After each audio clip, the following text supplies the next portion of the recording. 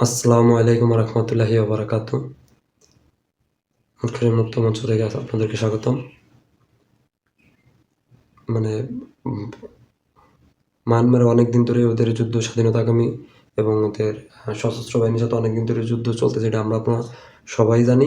কিন্তু বিগত ৭-৮ দিন ধরে বাংলাদেশের সমুদ্র সীমান্তে অর্থাৎ সেন্ট মার্টিন দ্বীপ আশেপাশে যেসব গোলাবারুদের আওয়াজ আসতেছে সেটা অনেকেই শুনতেছি। কিন্তু বিগত ৩ দিন আগে থেকে বাংলাদেশের সমুদ্র সীমান্তে পাশেই সংবাদ মাধ্যম যতটুকু বলছে যে ওনারা নাকি মায়ানমারের সমুদ্র সীমান্তের পাশেই তাদের ৩টি যুদ্ধ জাহাজ অবস্থান করতেছে এবং ওদের স্থলে গোলাগুলি চলতেছে এবং ওরাও ওইদিকে গোলাগুলি করতেছে। তো এইটার কারণে আমাদের সেন্ট মার্টিন দ্বীপে প্রায় ১০,০০০ লোক আটকে আছে, যেখানে যারা বসবাস করে এবং যারা পর্যটক আছে এরাও খুব আতঙ্কে আছে এবং ওনারা খাদ্য সংকটে আছে। কারণ সেন্ট মার্টিনে কোনো স্থল যাতায়াত ব্যবস্থা নেই, সমুদ্র সীমান্তে যাইতে হবে। তো ওনারাও এইখানে আবার কিছু সংবাদ এমনও বলছে যে সমুদ্রে যেসব জাহাজগুলো বাংলাদেশ টেকনাফ বা চট্টগ্রাম থেকে খুবই কম যায়, কক্সবাজার থেকে খুবই কম, কিন্তু টেকনাফ থেকে যে জাহাজগুলা সেন্ট মার্টিনের উদ্দেশ্যে যায় ওই জাহাজ গুলি লাগছে ৩-৪টা গুলি, এরকম একটা বিষয় হয়েছে যে গোলাগুলি হয়তো যারা আমাদের সংবাদ মাধ্যমে বলতেছে যে ওদের সীমান্ত থেকে ওরা করতেছে, কিন্তু আইসা তো আমাদের সীমান্তে আমাদেরও ক্ষয়ক্ষতি হচ্ছে। তো বিষয় হলো এই জায়গা যে আমাদের ১০,০০০ লোক ওখানে আটকে রয়েছে। আমাদের ঊর্ধ্বতন কর্মকর্তা এই কথা বাদ দিয়ে আগে আসলে আমাদের দেশ যারা পরিচালনা করে, যারা ৫ বছরের জন্য আসে এবং বিগত দিনে যারা ৫ বছরের জন্য ছিল, এনাদের ভিতরে একটা সাধারণ একটা বিষয় কি, এনারা যে কোনো জায়গায় যেয়ে আগে নিজেরা আগে ঠেসাঠেসি করে। এই যেমন ধরেন বর্তমান দল কোনো জায়গায় যাবে, তারা যদি সাংবাদিক জিজ্ঞেস করে টেকনাফ বা মায়ানমারের পক্ষে আমরা কী ভাবতেছি, তো এর আগে ওনারা আগে ৫ মিনিট হলো বক্তব্য দেয় বিরোধী দল বা বিগত দিনের বিরোধী দল যারা ছিল তাকে ঠেস মেরে যে আমরা উন্নয়ন এই করছি, তারা এইগুলো বলাবলি করে, তারা যাক, তারা এই করুক, তারা এই করুক। তারাও আবার অন্য সংবাদ মাধ্যমে তারাও ওই ঠেস মারামারি করে। এদিকে ১০-১২ হাজারের লোক নেই প্রাণ সংখ্যা, আর এটা ঠেস মারামারি করে। আচ্ছা ঠিক আছে, করতে থাকেন আপনার ঠেস, এবং লাস্টে বলে কি আমরা পদক্ষেপ অবশ্যই নিচ্ছি, আমরা কঠোর পদক্ষেপ নেব। যাক, ভালো বিষয়। ৮ দিন পার হয়ে গেছে, আপনারা কঠোর পদক্ষেপ নিতে পারেন। আরে ভাই, আপনাকে তো আর কেউ কয় না আপনারা যুদ্ধে যান। তাকে সমুদ্র সীমান্তে ৩টে যুদ্ধ জাহাজ রয়েছে।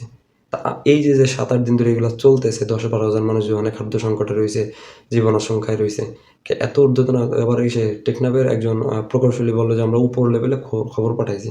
তা আমার কথা হচ্ছে উপর লেভেলে ৭-৮ দিন লেগে এগুলো খবর পাঠাতে, এখনও কোনো আমাদের নৌবাহিনীর কোনো যুদ্ধ জাহাজ গেল না। অথচ আমাদের দেশে প্রায় শুনি এত কোটি টাকা খরচ করে অত্যাধুনিক যুদ্ধ জাহাজ আমরা আনছি, সাবমেরিন আনছি, যুদ্ধ বিমান আনছি, বিভিন্ন জিনিস আনছি। এগুলা কি শোপিস বানায় রাখার জন্য আনছি?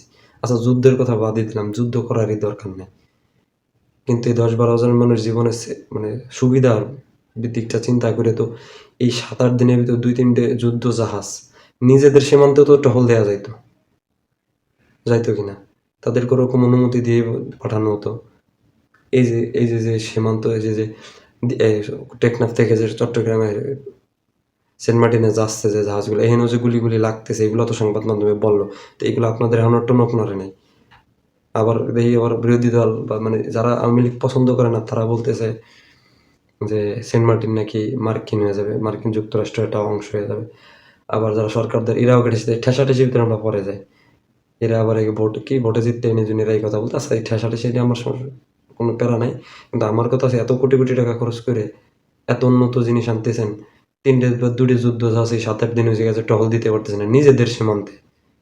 এইখানে তো প্রশ্ন আসেই যে আমরা কেন পারলাম না ৩টে যুদ্ধ জাহাজ? আমরা তো যুদ্ধ করতে দিচ্ছি না। আমাদের দেশের সীমান্ত নৌবাহিনী পাহারা দেবে, টহল দেবে, এইটুক দিলেই তো ১০,০০০ লোক এটা শান্তি পাইতে যে না আমাদের দেশেও যুদ্ধ জাহাজ আছে, ওইখানে দুর্ঘটনা ঘটার সম্ভাবনা নাই। এইটুকু পারতেছি না। তার মানে তো যারা বলতেছে এক পক্ষ যে আপনারা মার্কিন ঘাঁটি বানাচ্ছেন, খারাপ বলেনি।